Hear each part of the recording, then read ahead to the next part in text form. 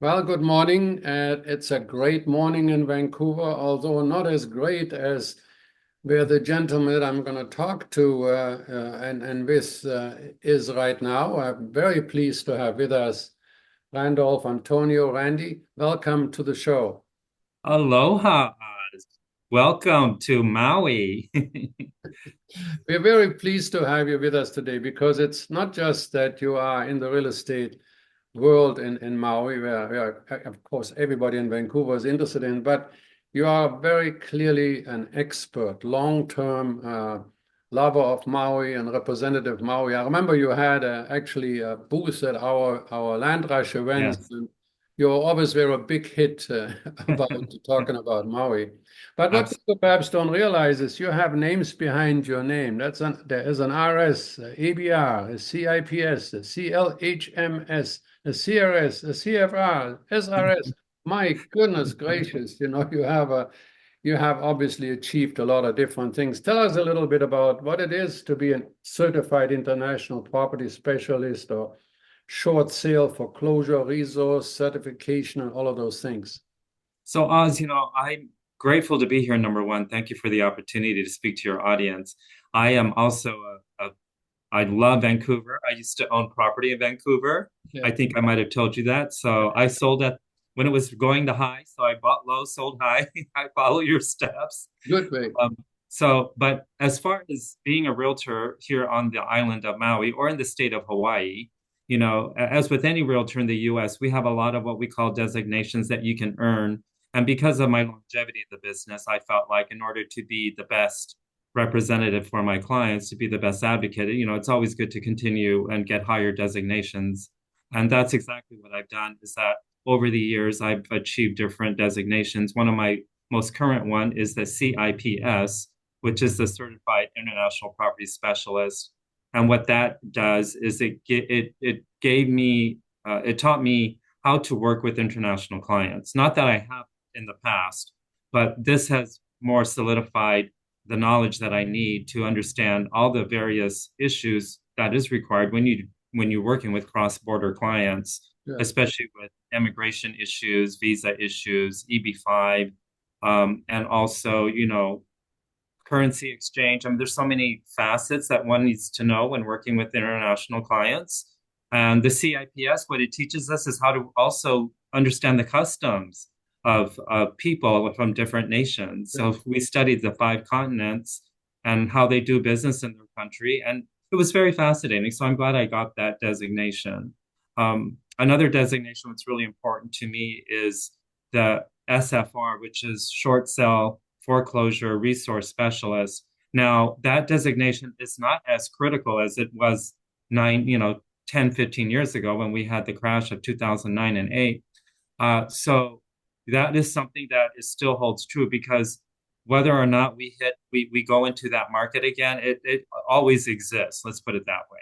Yeah. Well, that's true. There will always be foreclosures, but what we have, in fact, in 2009 and 2010, my partner and I, we went into Phoenix and we bought, like 10, I think the totality of 18 different short sales, and we never understood what it was. Just briefly tell us, what is a short sale in the United Yeah, States? and to sum it up, a short sale is basically when a homeowner has a loan and the value of the home is less than what is owed.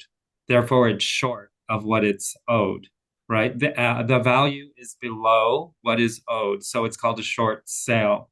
And the bank is willing to work with the homeowner to sell that property below what is owed. Therefore, as opposed to having a foreclosure on your credit record, they call it a short sale, which technically has a less impact versus having a foreclosure on your credit record. You're So the still bank there. Yeah. negotiate with the buyer to take less than what is owed.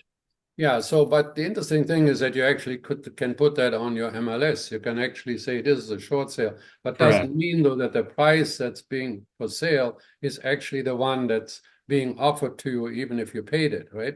Correct. So Still a negotiation thing. it's all negotiable. So let's say you owe $1 million on your loan and you're gonna short sell it for 800,000. Now, Yeah, that doesn't mean the bank is going to take 800,000. Normally, the agent, they talk with the bank ahead of time, and yeah. they do get appraisals and broker price opinions before they set the price. And again, it's all negotiable. And normally you do get 10, 20% off of what's owed. So it's a very good value if you can get it. Well, to most of our investors, that's always music, 10 to Sure, 20% off, And, of course. but we have gone through a lot in the last few years. But can you sort of give me an idea, what's the current real estate market like in Maui, and has it changed in the last year?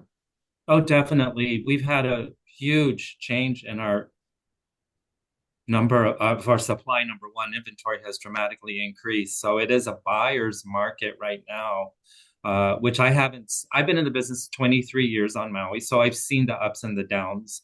And our current supply levels are definitely 10 months for condominiums, right? So when you have any 6 months or more of a supply, that indicates that you're in a buyer's market. So 10 months is very high. I haven't seen these levels since maybe in the early 2000s when I first got into the business. So it is a tremendous opportunity for investors, especially Airbnb, people who want to buy second vacation rental properties on Maui is an excellent time.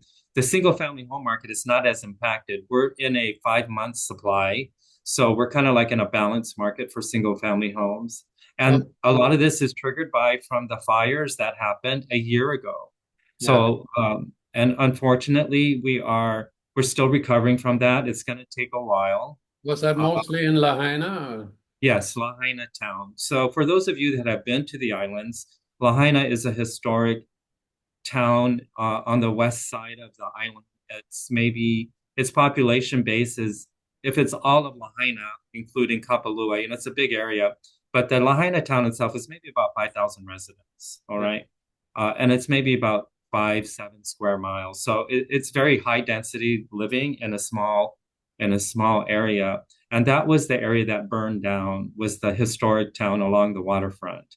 that's It was, really yeah, yeah. Really, that must have had some real impact on the economy. And so there's those key economic conditions that affect the real estate market. There's, of course, the residue of the fire. What else? Why are there so many listings now? Yeah, it's a very complex situation here right now, especially when you have a national disaster. That's and they just finally, after 1 year, it's been 1 year, it was August 8th when we had the fire. So it's been maybe 12 14 months since we've had the fire, and they finally cleared the burn zone. Okay. So that took a very long time. I remember when you're an island isolated in the middle of the Pacific, Yeah, to get materials, to get labor, to get all the things that you need to clear a major disaster area was a major effort through FEMA and the government. To say, I couldn't believe that they finished it as soon as they did, because I was just, but it's done. So they cleared the clear zone, the burn zone, and so now it's a matter of rebuilding and recovery. It's a matter of bringing tourism back. Tourism has actually been coming back.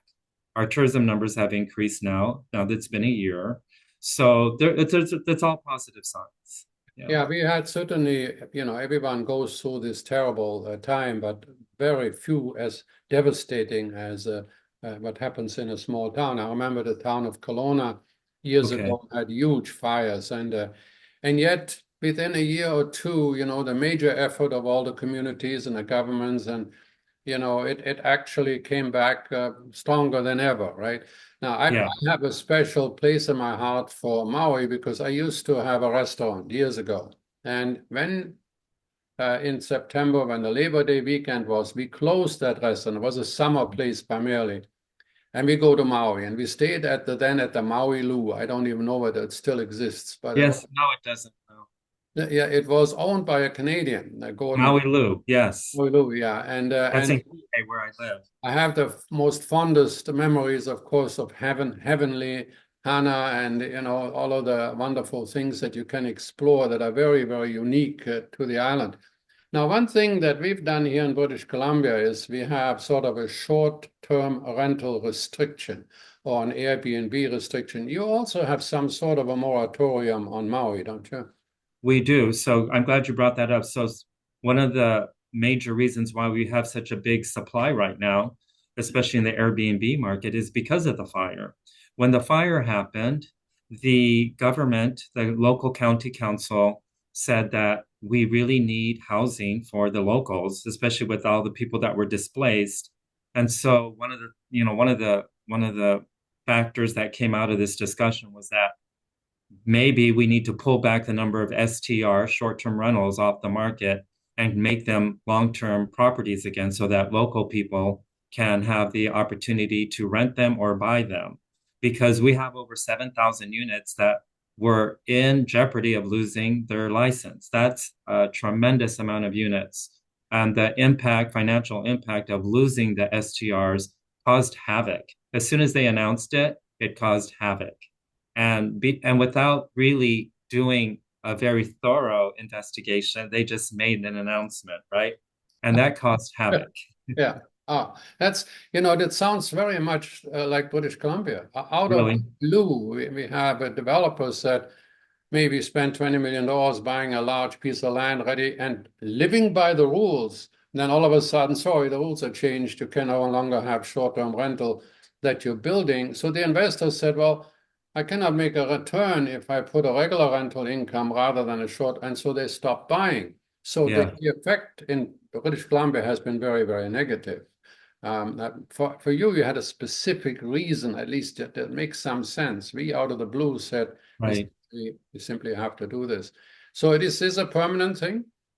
No, there has, after that announcement was made to the general public, and of course it hit social media outlets, it hit all the internet, inquiries about what's happening after the fire, what's happening with short-term vacation rentals on Maui, especially our biggest clientele, by the way, are the West Coast region of the United States, all the way up to Vancouver, Canada, right? Mhm. The West Coast, California, Washington, Oregon, Vancouver, Canada in general is a huge market for Maui. Therefore, and we have a huge percentage of Canadian owners here on Maui, stemming from the 1970s when the Canadians were even part of the building of the vacation rentals here on Maui. So it's a strong relationship. Yeah. It's a strong relationship. So So, it did cause tremendous havoc, and it caused a lot of people to panic and say, maybe I need to get out of the Maui market right now if they're going to pull my license. so does that mean opportunities for investors that don't want, or at least homeowners that want to have a second family home or that are not dependent on the idea of a B and B? Does that give you special deals or special opportunities? Yes, I definitely so. As I mentioned, we're at a 10-month supply of inventory. Last year it was 3 months supply, right? So you put a vacation rental on the market, it was gone like within a week. Nowadays, days on market is maybe 120 days to sell that particular condominium. And there's two things that one needs to know when buying a vacation rental condo here. We have apartment zone and we have hotel zone. A Mm. hotel zoned unit is legal and cannot be pulled. The license cannot be pulled. So the 7,000 units I was telling you that are in jeopardy, those are mostly apartment zone. So when you have an apartment zone condominium that is Airbnb, but apartment zone, but they do have a grandfather clause to vacation rental as long as the development allowed it. Those are the ones that are in jeopardy. And those are the ones that we're seeing a lot that are on the market right now. Okay. But I think that's why they need an expert though, because when you have a lot of product, and yes, you're going to have some owners that really need to sell. I mean, they were Correct. still banking on getting the full income, Yeah. and they may have had mortgages in relation to that. So they owe a lot more money than they had thought they would, and now they don't have the income to offset it. So they're willing to sell. Whereas maybe I want to just have a home for myself. Um, and go there a few months every year. So what about that average buyer? If I go to Maui now, buy a condo, but I only use it 3 months a year, what can I do the rest of the 9 months? Get a long-term tenant, something like that? That's correct. What I find Most of our investors that I work with, and I work with all types of, either they're looking for short term or long term. The beauty of buying a short term vacation rental condo is, of course, you can do whatever you want, rent it daily, weekly, monthly, Yeah. 6 months, whatever you want. And the thing is if these permits do get pulled from the apartment zone units, then we will have again, we're going to have a lot of units that were normally vacation rental are now long term. And the question is whether or not you can get the income to support that, because as we know, a short term vacation rental will typically produce much higher revenue than a Yeah. long term unit, right? Maybe. Yeah. Which is, of course, the reason for the purchase. However, that being said, you're back to your question. Yes, you could definitely long term rent your unit. Typically, a long term lease is 6 months or more. And so, if you were to buy an apartment zone unit that was formerly a vacation rental and no longer can do that, then you would have to rent it out for at least 6 months minimum. 6 months minimum. Yeah, we have a very similar kind of legislation. Well, so what is the outlook then in your mind, looking at all the products there? What's the future look like? Of course, nobody really knows. However, that being said, I feel very optimistic about what's going to happen in 2025. A couple things have happened in 2024. Number one, it's been over a year since the fires have occurred, and a lot of the things that we knew would stem from the fires, such as increase in HOAs, increase in insurance, which is a major issue right now, uh, insurance policy premiums for the master policies of the condominiums have skyrocketed. A lot of the major insurers have left the state because of the fire and other things, the cost of doing business here, so to speak. But that being said, it's been over a year now, and now we have a better sense of where the county is going with the Airbnb market. We should have an idea by next year, January, February, of if they're going to pull the permits or not. So a major decision should be coming down by early next year. All right. And that will have a big influence as to where this Airbnb market is going. Another thing to consider also is that the future of Maui has always been very resilient. After the pandemic, this fire, the Maui community is very strong, very resilient. They're going to build better. They're going to build better. They have better sustainability. They've been thinking about a lot of things and how to rebuild Lahaina. And of course, the whole island in general has always been a brand in the tourism market. Everybody knows Maui. Everywhere I travel in the world, when I say I'm from Hawaii, I'm from Maui, they're like, oh my goodness, it's like paradise to them. So And did the because, tourists come back then? Did they come back this summer or? yeah, so we're starting to see an uptick in tourism in the last few months, which is very good. Maui in general usually gets around 200 to 300 visitors a month, and that's very strong Mhm. for an island of about 180,000 people to see that kind of tourism influx. So that being said, I feel very positive about our real estate market because with the elections over, which was another issue, people were sitting on the sidelines, and every 4 years this happens in the US. When Yeah. the presidential elections, people sit on the sidelines and they're just waiting. What's going to happen? Yeah. And it's something that you and I have to live with. Governments, we may agree, we may not agree, but we will survive all governments, but Yeah, every, we always do. You live with it, you deal with it. And yeah. so I think the future impact, and some of the economists for the state of Hawaii are also saying the same thing. They're like, yeah, we feel very strongly about the the overall economic situation in Maui and the state of Hawaii. Again, Maui is a brand name in the tourism market. People have brand loyalty to Maui. They always come back. If you have a love for Hawaii, you will always come back. So what are the challenges that's specific to realtors? Some of the specific challenges we've had definitely were in an election year, people are sitting on the sidelines. So we've had a lot of people that want to come back and want to reinvest. They were just waiting for this election to end with, and certainly so. It's already happened just in the last few weeks. I'm getting fielded with calls again, like, oh yeah, I'm ready to come back. I want to see what's going on, and I'm telling you, this is the opportunity right now when you have an inventory of 10 months, especially in the condominium market, you have opportunity to pick what you want and negotiate with the sellers So there are some great deals to be happened if you are willing to, enter this market where, again, 2025, we're looking at interest rates hopefully dropping next year. So it's a very good window. What were some of those sort of can you sort of share a notable transaction, something that you maybe did that was worth mentioning?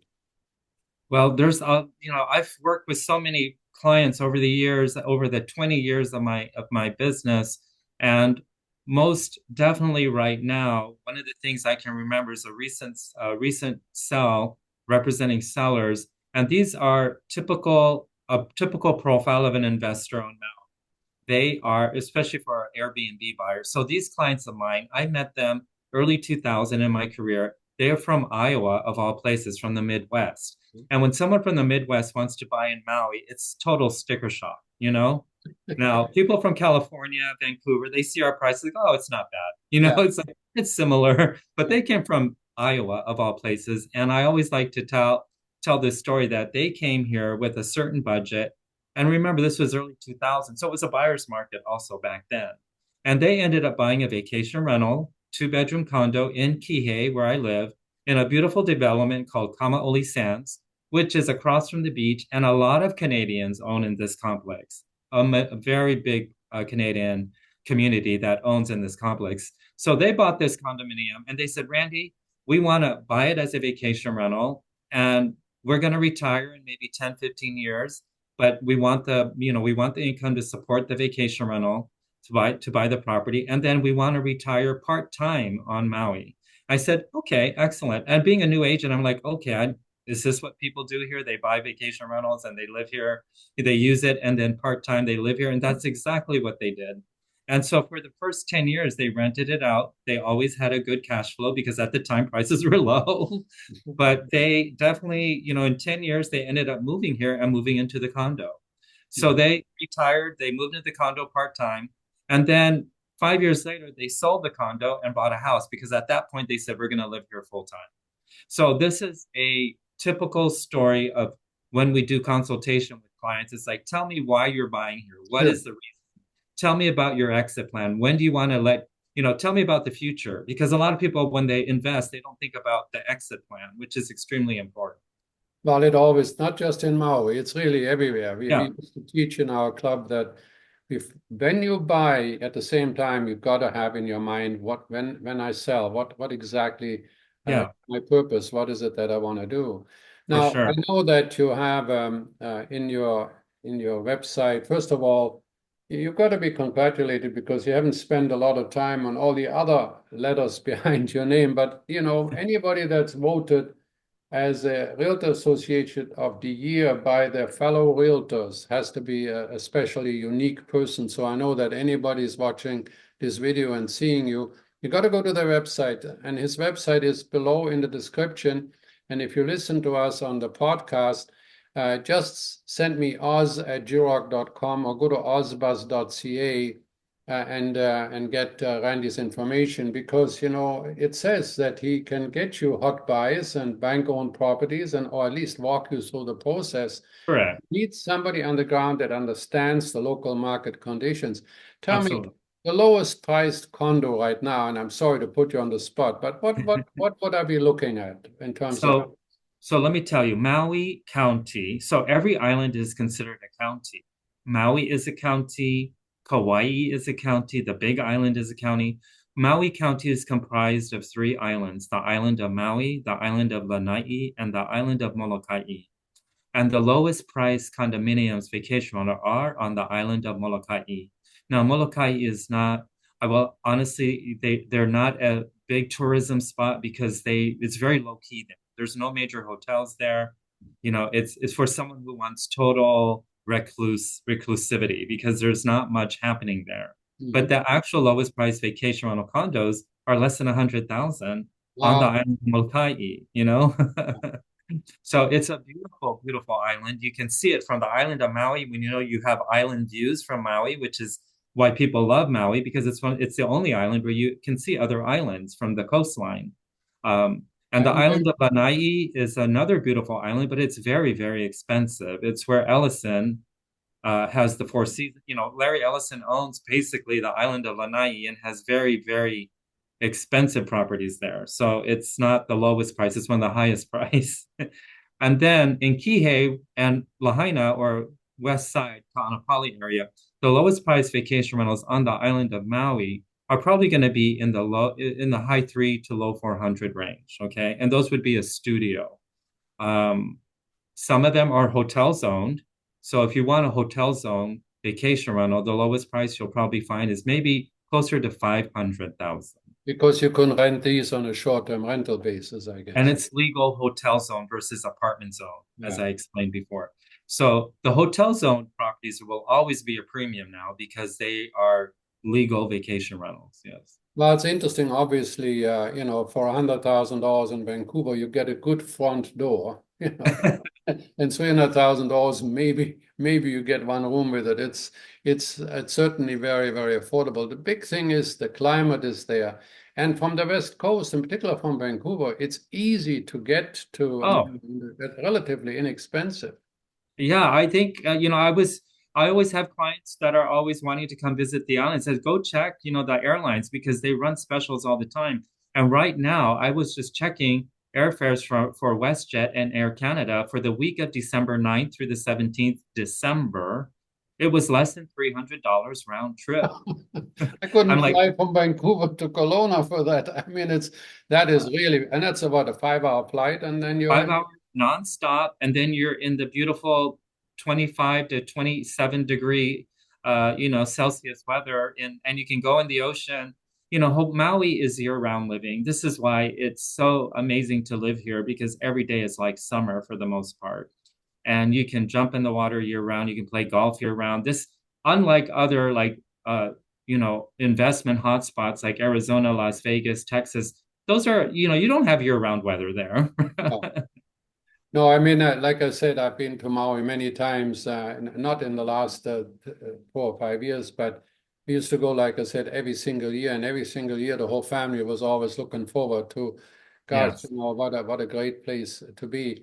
Randy, it's been a very interesting conversation, and I know that for anybody going to be interested in the island of Maui, you keep sending me these glorious, you lust after some of these properties that you're sending out because of the environment and what they look like and what is available. I think that, as I said, if you want to get a hold of a real expert and somebody that really cares about his clients all of his life, I've had nothing but good comments about Randy that for anybody from Vancouver that went to go see him. So if you do have an interest, go down, see his website. He has his email there. And if you don't do nothing else, get onto his hot buys and bank-owned property list. Absolutely. I send them out every month. So I love to have everyone come visit the islands. We love to have visitors here, and the culture and the beauty of Hawaii awaits you. And at $300 round trip, you cannot pass that up. No, you can't. I feel like just taking the round trip. Look, Randy, thank you so much for You doing bet. this, and I wish you all the very best. Aloha to you and your beautiful ohana. And we hope to see everybody come to the islands. Take care. Thank you again. Take care. Bye bye.